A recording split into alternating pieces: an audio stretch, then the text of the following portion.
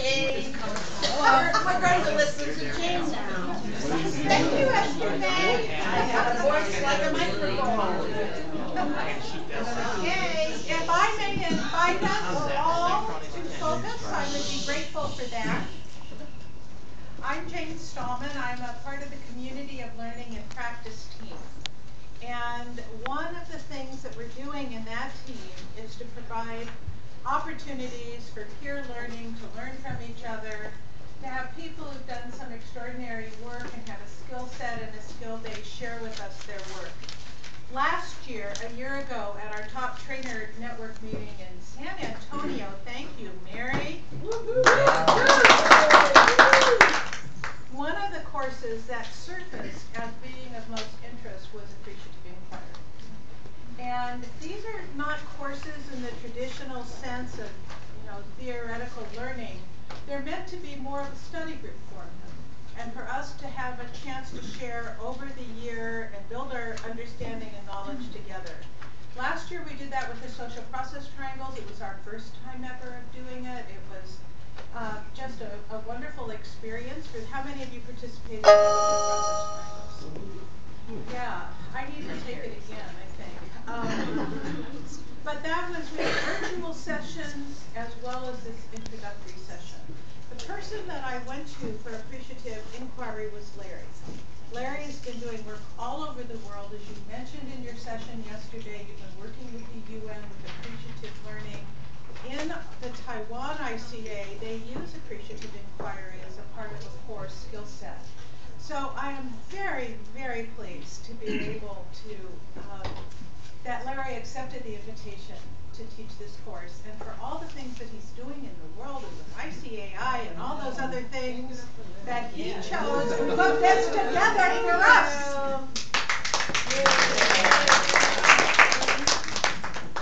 Well, as Jane said, this is not a course in Appreciative Inquiry in the sense that I'm going to teach you the answers in Appreciative Inquiry and you're going to learn from me.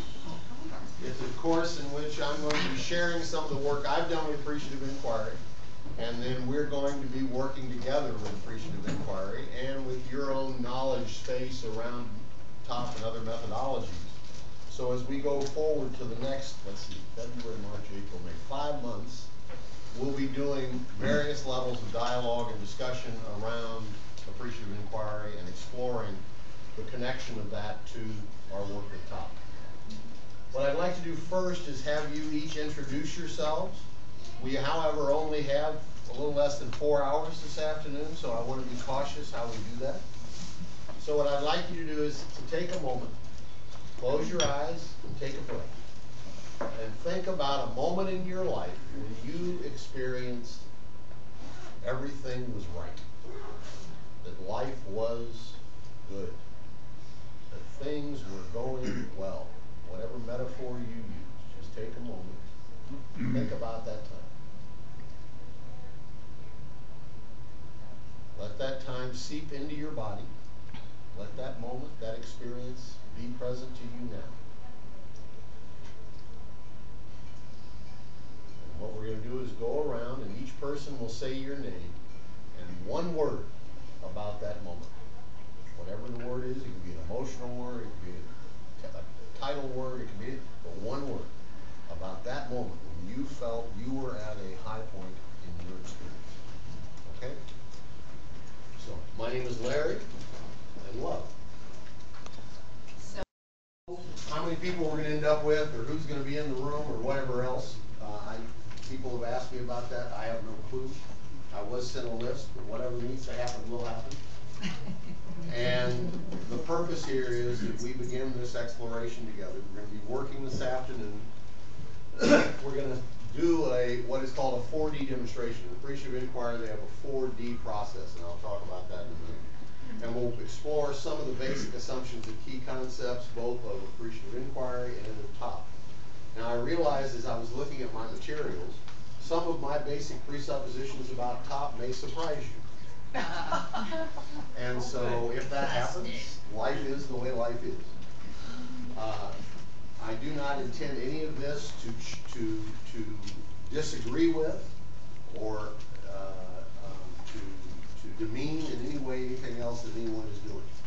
It is simply trying to share with you the work that we've done and the approach that we're taking. And our approach is that we're constantly learning and expanding and changing, and therefore, whatever happens next is what happens next. My colleagues in Egypt have the phrase inshallah, and for me that was a very revealing and opportunity to understand that finally it's up to God and we're going to move forward to where life reveals itself. So finally we're going to end up with forming teams. So what I want you to be doing as we're going through the afternoon this afternoon is just paying attention to the community that we are. And you're going to be trying to form a learning team that you will be with learning the next 4 months.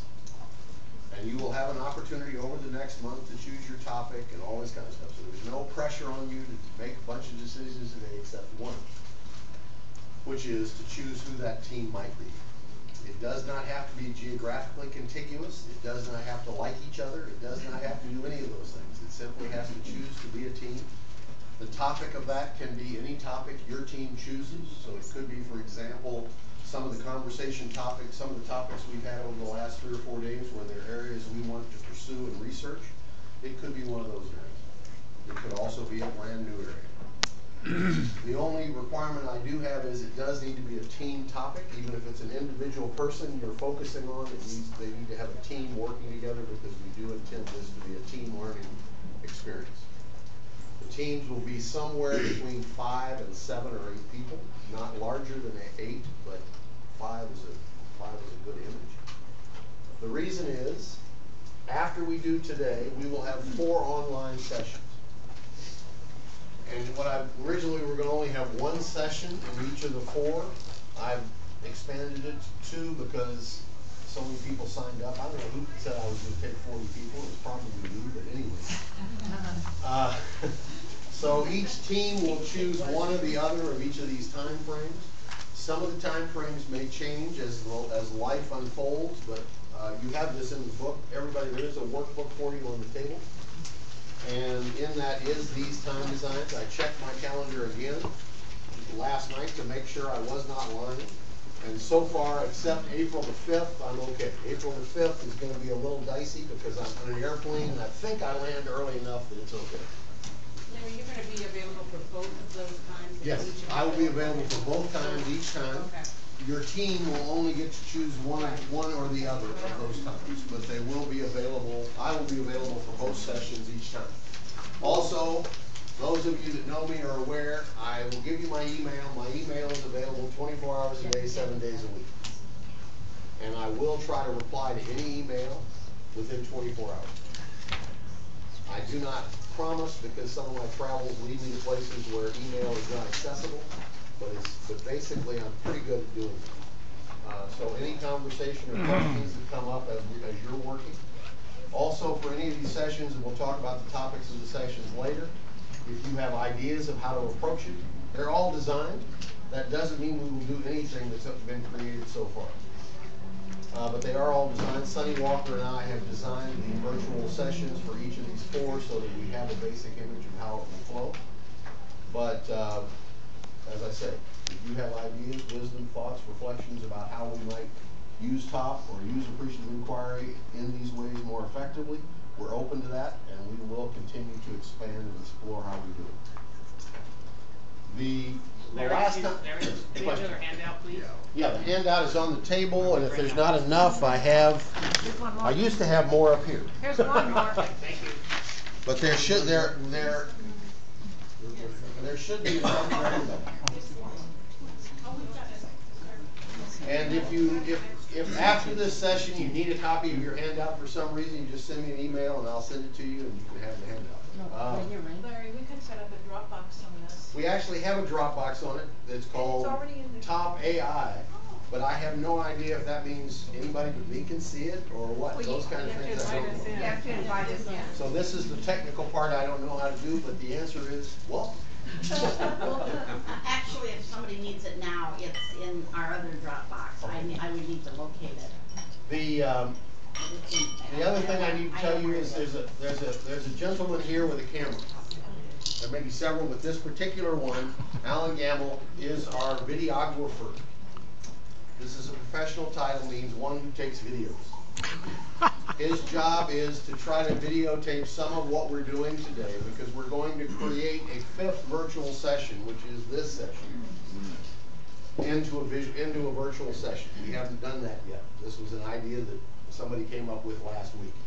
So we're going, not 2 weeks ago maybe, anyway. So Alan's going to try to videotape some pieces of what we're doing. When we go into the group discussion piece, it is a very easy thing to say to Alan, get away from me. Okay? I love you, you're a wonderful person, but go somewhere else. This is not a time to video, all right? Because as we're talking, we do this in all of our courses. If somebody asks to video our courses, our response is very simple. We're welcome to video. 2 things, we get a copy, and secondly, you do not video when the group asks you not to. The reason is the sensitivity of the conversation and the depth of the conversation, the video can sometimes get in the way. And so there are times when I will tell Alan, perhaps, to turn it off, but you also have that. You may not have to worry about our projection if my computer decides it doesn't want to talk. Anyway, okay.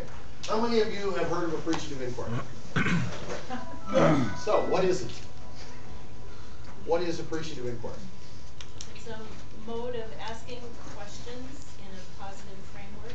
Okay. Done usually in pairs, and then continuing to build out with people, inviting other people into the conversation, and then tracking the overall results. Okay. Anybody else have a? Well, it's a planning process based on what's gone right before. It's a planning process based on what's going on. I can't go over there, the camera can't follow me. I forgot. Yes? I've heard it explained both as a process and as a philosophy. So it's really a way of thinking and approaching organizational change and development from this positive focus, what gives life to an organization. Okay. I'm not an expert on appreciative inquiry. Yeah. And it's a process of appreciating your past, your history, reflecting on it. Okay. Well, appreciative inquiry is based on the basic presupposition that what if we began to look for what's right rather than what's wrong? Personally, I believe my own perception of it is more of a philosophy than a process. There are processes that have been developed for appreciative inquiry. Again, my own experience of most of those processes is the process themselves is less robust than the philosophy. Which is one of the reasons we began working with and tying it to our work with Top, because by using both, by tying them together, we found that both were useful. Also because we believe that appreciative inquiry is aligned with the basic presuppositions of Top, and I'll talk about that a little bit later. But because I'm going to talk about the theory just a little bit from now. But first of all, appreciative inquiry can be thought of 3 different elements: discovering the best of, understanding what creates the best of, and amplifying the people and processes that most exemplify the best of. All right? So that what you're trying to do is to help an organization, help a community to discern that. When David Cooperrider first started this work many years ago, he was doing, I don't remember what his field was, maybe organizational development, I don't remember right now. But he asked his advisors, would it be okay if he went out and asked people what was working instead of what's not working? And so he went to a hospital and just started talking to people. Now, he was not doing planning, he was not doing anything but just talking to people about what they liked about what they were doing. 3 months later, the board of that hospital wrote him a letter and said, come back. Ask those questions again. Because the energy level in our hospital went up every time you came to visit. And it was not about having a plan, it was not about it was just the energy, the excitement, the passion of the group, of all the staff in the hospital went up every time he came and asked these questions. And he said, maybe there's something here. And so that was where he began his work. I first ran into David Cooperrider's work in the late 80s when he was doing an examination of 5 global nonprofit organizations, one of which was ICA. And his people, and he interviewed ICA staff around the US. They also came to Brussels, where I was in a meeting. I was working in, must have been working in Malaysia at the time, I don't remember. But we were having a meeting in Brussels, and so Tojo Thackencarry, who has written a book since then called Appreciative Intelligence, interviews. And it just synced with my experience of the way life could be helped. So ever since, I've been working with Appreciative Inquiry, sometimes formally, sometimes informally. Several of our co-facilitators in Taiwan have gone to Cleveland to work with them around the Appreciative Inquiry work, so we have both the academic piece and the experiential piece. So what we're going to do now, let's see, where are we? So the book that he wrote was? Oh, the book that he wrote? I don't know. Oh, the Thackencarry wrote was Appreciative Intelligence. The original book, I don't remember, but I do have somewhere I do have a bibliography. My colleagues try to help me be more academic. They tend to lose the fight, but they do try. Yes? If you Google Appreciative Inquiry, there's an Appreciative Inquiry Commons. Yes, there is, People and it's very post- powerful. And there's a lot of, one of the model that we're using for our virtual conference in Nepal this year is the Appreciative Inquiry virtual conference that was in Nepal a year ago, which our colleagues in Nepal were co-sponsors of, and people from different ICAs around the world were related to. So, but anyway, I can send you a bibliography, and I can send you some we have made a couple of papers, I think, available to you already. We will make more. And also, that's one of your jobs as we go through the next 4 or 5 months, is you discover sources and resources that you think would be helpful for our exploration. Share, because our task is to learn together. The 4D process is the basic process for appreciative inquiry planning, which is, this is what most people talk about, an appreciative inquiry planning process. This is what they're describing. There's also a 5D model and some other models, but this is the basic model. First is discovery. What gives life? The best of what is. How do we appreciate the best of what is? The second is the dream of what might be. What is the world calling for, envisioning the results? Third is design. What should be the ideal? Co-constructing together the future.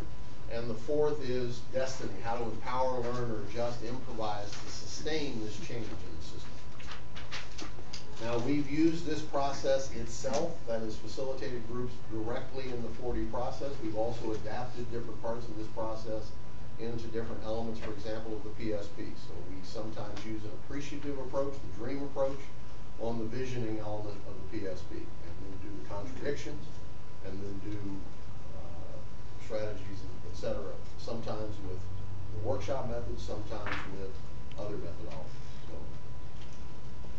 So what we're going to do now, in your groups, each of these groups is now officially constituted as a group. So if you don't think this was the group you wanted to be in, you can move. But your task as a group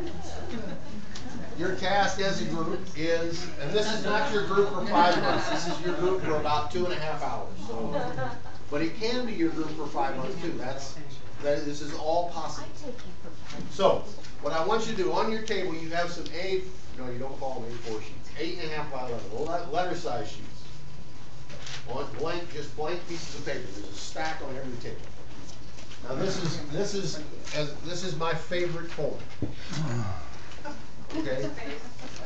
Because whatever needs to happen to it can happen. Now, what I'd like each of you take a piece of paper and draw a picture of the happiest moment of your life. Now, if it's the same happiest moment as you thought of before, fine. If it's a different happiest moment, and then some people will say, S drives me crazy. So happy. It may not be S. You don't have to drive yourself crazy trying to remember, was it that very, very happy S? Or was it just happy? Was it just happy? That's fine. But everybody draw a picture of your life happy. Some moment, some time, some place when you were happy. Can be recent, can be when you were born. I had one person draw a picture of the birth canal, and they said that was the last time. Whatever is true for you, okay? A happy moment in your life.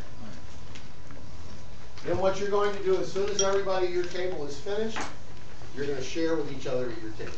Okay, we're not gonna share these with the whole room, but you'll share by table. So the happiest moment of your life.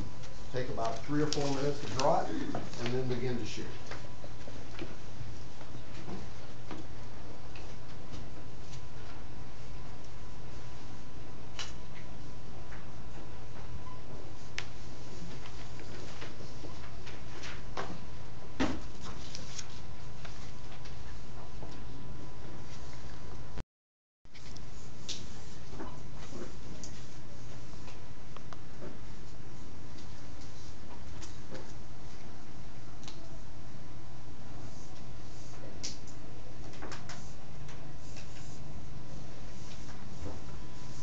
This is not an art contest, so don't worry about that.